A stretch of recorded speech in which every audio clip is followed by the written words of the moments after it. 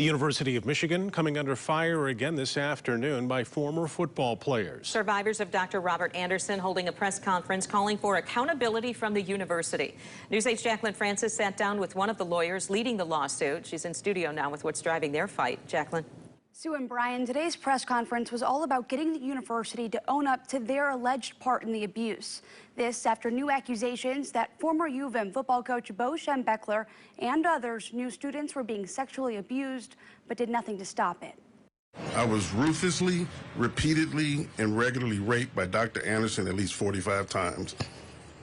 But I'm not here to speak about that today. From victims of abuse to survivors speaking out, former University of Michigan football players and others once again coming forward today as they call on the university to own up to their part in the sexual abuse scandal involving late team doctor Robert Anderson.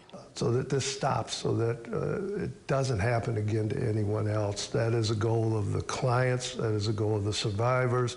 Grand Rapids attorney Stephen Drew and his team represent roughly 200 of the 800-plus victims suing the university.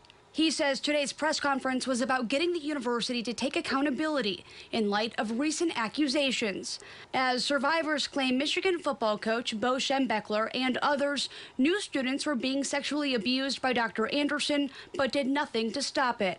One survivor who spoke today giving a detailed account of how he repeatedly told Schembechler, as well as then athletic director Don Campen, about the abuse, but was ignored.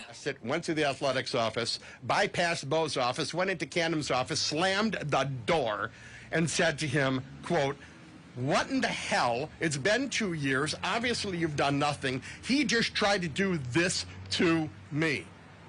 The first time in 3 years he spoke to me and told me to go F myself, quote unquote. The university, who you entrusted yourself to, acknowledging not just that this doctor was wrong, this doctor abused me, acknowledging that we had something to do with it. We could have stopped it.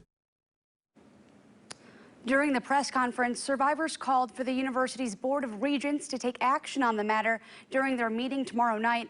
Last week, the university did apologize for Dr. Robert Anderson's misconduct, thanking survivors for coming forward. In studio, Jacqueline Francis, News 8.